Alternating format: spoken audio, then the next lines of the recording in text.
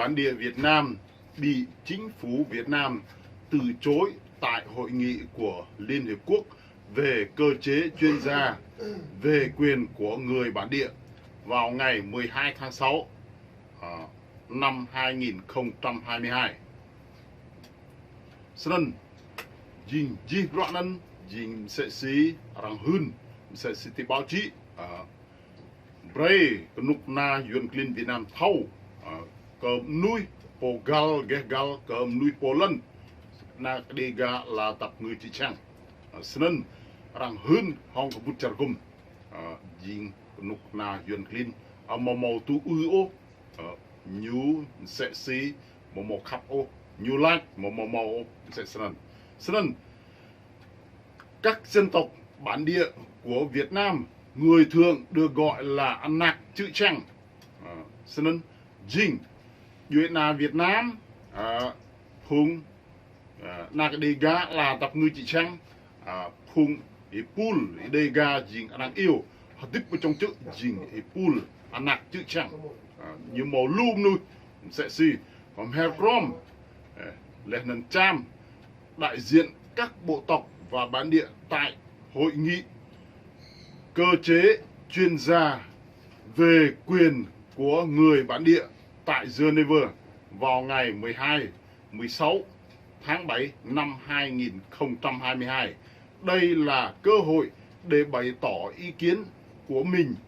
liên quan đến tuyên bố của Liên Hiệp Quốc về quyền của người bản địa ở Việt Nam. Rất tiếc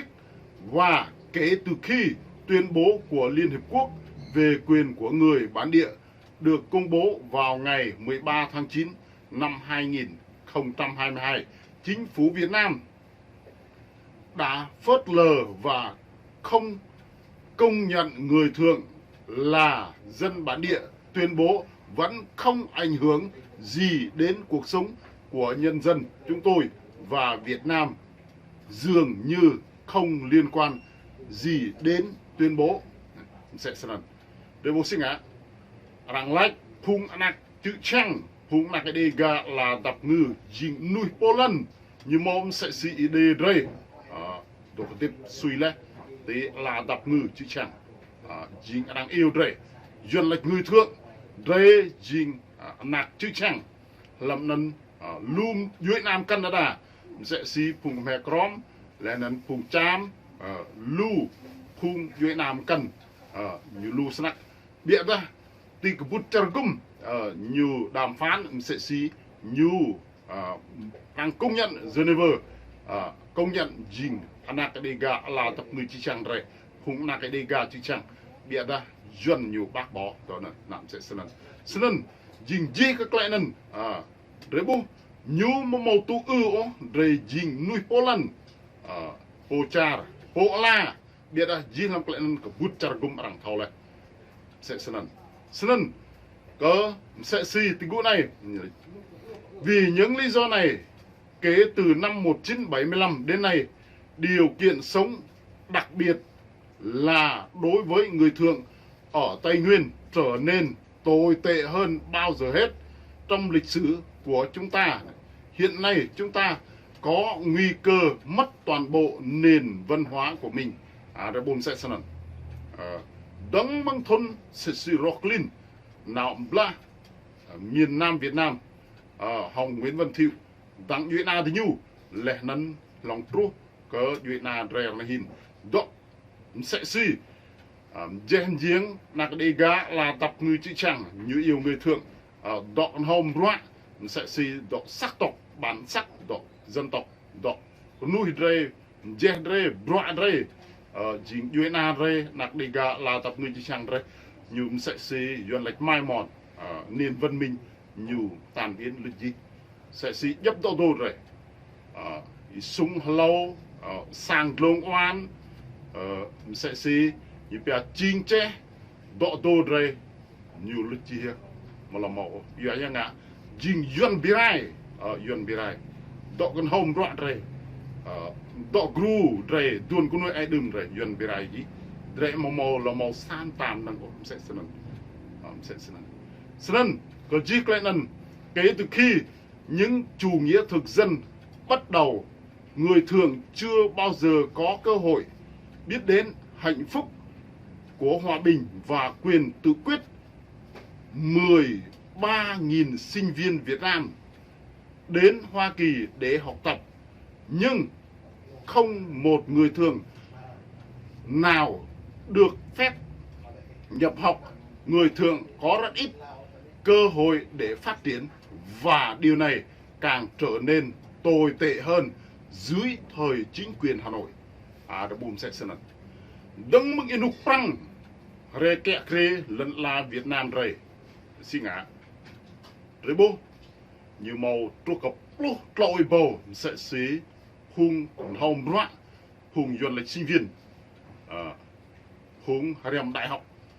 địa ra lâm nân màu là cái đề rồi màu như pia nhã đuôi như một bề rồi rèm một giờ vậy nè như hủy rồi cần hâu như hủy rồi thâu như hủy rồi bốc hủy đọ lan dip ra dip clay dip như một bề là cái đề gà chữ chẳng rồi nào rèm bịt nổ màu sân clay dip rồi là cái đề gà là tập người chữ chẳng rồi như lệ hình như có nạp hình như có nạp nào sẽ sân chính phủ Việt Nam tuyên bố đã thay đổi những các điều kiện bắt bớ và phân biệt chủng tộc, vẫn tiếp diễn sự thay đổi và cải thiện kinh tế xảy ra đối với người Việt Nam trong thành phố để có thể sự tin tưởng và tín nhiệm của các nhà tài trợ Hoa Kỳ và quốc tế, nhưng hỗ trợ phát triển rất ít đến với các làng quê của người thường nghèo nhất trong số những người nghèo ở Việt Nam. Đó bùm sẽ sân quốc tế đang tùy đoa đang hỗ trợ các mặt này mặt đi đang bray thậm chí sẽ sim rau này đó làm tịt luôn lệ gao xin ngã đó Covid đang bray brak đừng mừng chặt anh ngao đấy bray cỡ phúng miền núi sẽ xí là cái đề gà là tập người chỉ chẳng rồi thì tỉnh Tây Nguyên địa ra một trụ một thầu biết tới nó bạc nào lấy bạcนั้นbạc Amerik bray làm sẽ sân một trụ tịch ngàn phùng duy sẽ xí như bè là người thượng sân gì cái này dân linh cái nút na Việt Nam ngạn chặt bài cái phùng là cái đề gà là tập người chỉ chẳng rồi gì nào một đầy sân điều này được UNICEF và chương trình phát triển Liên Hiệp Quốc ghi nhận hàng năm. Các chính sách của Việt Nam là có chủ đích đối với các dân tộc bộ lạc, các chính sách thúc đẩy thành lập và đồng hóa sắc tộc. Chính phủ Việt Nam bỏ tự do tôn giáo, nhưng trên thực tế các nhà thờ không được tự do và những người theo đạo Thiên Chúa buộc phải đăng ký với các nhà thờ chính phủ do các mục sư làm việc cho chính phủ kiểm soát. Đó ôn sẽ sẵn xin ngã chả là Việt Nam ăn nạc nuôi Việt Nam clay đáo bao giờ xin ngã clay đáo ý nghĩa như là như tu họ cũng bật chả gồm làm tốt plus pan bia ta làm nên gì các clay đạo nè xin ngã như ý nghĩa em sẽ sẵn mà như lấy clay đạo ý nghĩa tôi xí nạc nuôi chẳng đạo giá clay như chẳng đạo lệ tơ ra như một chẳng đạo mà một lềm gỗ bia ta làm nên xin ngã làm tốt plus pan ý nghĩa màu sợ trồm nuôi đuôi cầm gạ clay đạo lẽ nên cân màu sập bọc lần trà đuôi cầm gạ gian ta clay chẳng đạo bia ta biết từ Việt Nam xin ngã rồi bố một màu clay ý nghĩa clay đạo cung cấp nuôi dưới cùi một màu clay tụ đơn cỡ nạc cái đi gạ là tập người chỉ chẳng mrau này hin cầu tùm bầu lúp lự sẽ xí ý bông bùn nhá gỡ đạo dình tin lệnh truyền giảng phúc âm như một bề cầm gạ gỡ đạo một bề đạo tờ đà lộ đạo mạ như lệnh sân bề sport ra bị được gì lông lên sinh á gỗ đạo mà yếu như ngạc lại đạo chính chắc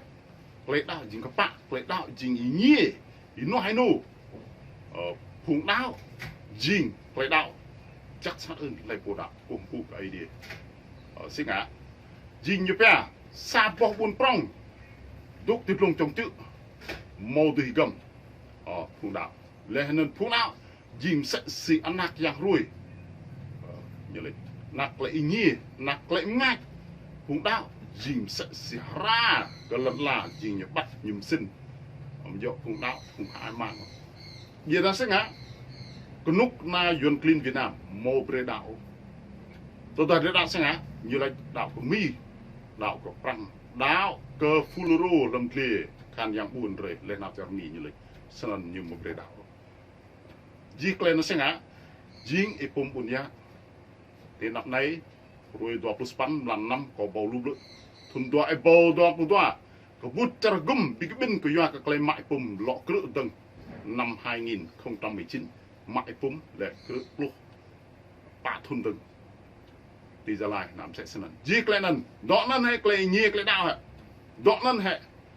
một cầm khạc clay đạo hả đó nần hệ đó bút char gum ra lệnh bray ngã sân hả sân yuan clean Việt Nam à đó nần gì so làm ở tốt lúc span rồi bu sẽ sân ngày nay người thường của chúng tôi đã mất nhiều hơn bất kỳ nhóm nào khác ở Việt Nam quyền sống quyền tự do cá nhân quyền sở hữu đất đai của tổ tiên quyền có nhà thờ quyền dạy ngôn ngữ riêng và lối sống truyền thống của chúng ta đều đã bị xóa bỏ một cách có hệ thống rồi bu xin à clay dip dray clay đạo dray clay dray sẽ si jipianan ibat nào re clay nhía cái clay ibat nào re clay cung tú cái sang idea sẽ si jipia quyền riêng tư ở giác clay đạo giác clay chẳng đạo re màu mà màu re lưu chi yếu như ngạ cộng sản sẽ có lại cái nuôi này đạo dưới quyền kiểm soát của chính phủ mà màu đạo dưới ý nghĩa khoa học chân không biết đó cái nút na yuan clean Việt Nam tu họ có bút char gum thôn sai bo to pan tu doa như là cái ý nghĩa cái đạo ya cái chẳng đạo một cầm khác biết đó dọ mà hệ này một dọ sẽ sân cái gì cái này xin ngã sân nhiều loại từ buôn này trong suốt chiều dài lịch sử chúng ta đã sống và nuôi dưỡng gia đình của mình trên quê hương tổ tiên hàng nghìn năm chúng ta theo thực tế đó và theo luật thông thường chúng ta là chủ sở hữu hợp pháp của vùng đất của chúng ta, nhưng bây giờ thực dân Việt Nam phủ nhận quyền đó của chúng ta và thậm chí còn phân loại chúng tôi là dân tộc thiểu số với lịch sử ngược lại rằng chúng tôi đã di cư đến sống trên đất của họ. Chính phủ Việt Nam có tình lừa dối để tuyên bố rằng không có dân tộc bản địa nào ở Việt Nam vì chiến lược đó là ảnh hưởng đến các chính sách